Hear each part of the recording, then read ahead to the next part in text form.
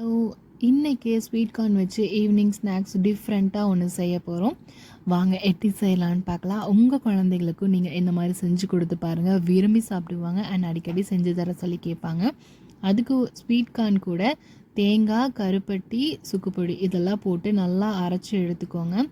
அதில் இன்றைக்கி நான் எடுத்திருக்க என்ன மாவுன்னு பார்த்தீங்கன்னா, ராகி மாவு, கோதுமை மாவு தான் ரெண்டும் மிக்ஸ் பண்ணி எடுத்திருக்கேன். நீங்கள் ஏதாச்சும் ஒன்று கூட எடுத்து செய்யலாம், நல்லாயிருக்கும். அது கூட நெய் சேர்த்து நான் நல்லா இந்த பதத்துக்கு பிணைஞ்சிக்கிறேன். ரொம்ப தண்ணியாக இருக்கக்கூடாது, அதாவது கையில் தொட்டால் ஒட்டணும். இந்த அளவுக்கு பிணைஞ்சால் தான் சாப்பிட்றப்ப வந்து கொஞ்சம் சாஃப்டாக இருக்கும், இல்லாட்டி ஹார்டாக இருக்கும். ஸோ உங்களுக்கு பிடிச்ச ஷேப்பில் உருட்டி ஸ்டீம் பண்ணி எடுத்துக்கோங்க. ஒரு 15 மினிட்ஸ் ஸ்டீம் பண்ணி எடுத்துகிட்டு ஒரு 5 மினிட்ஸ் மட்டும் ஆற வச்சு சாப்பிடுங்க. அவ்வளோ டேஸ்ட்டாக இருக்கும். ஆனால் அவ்வளோ ஹெல்த் பெனிஃபிட்ஸ் இருக்குது.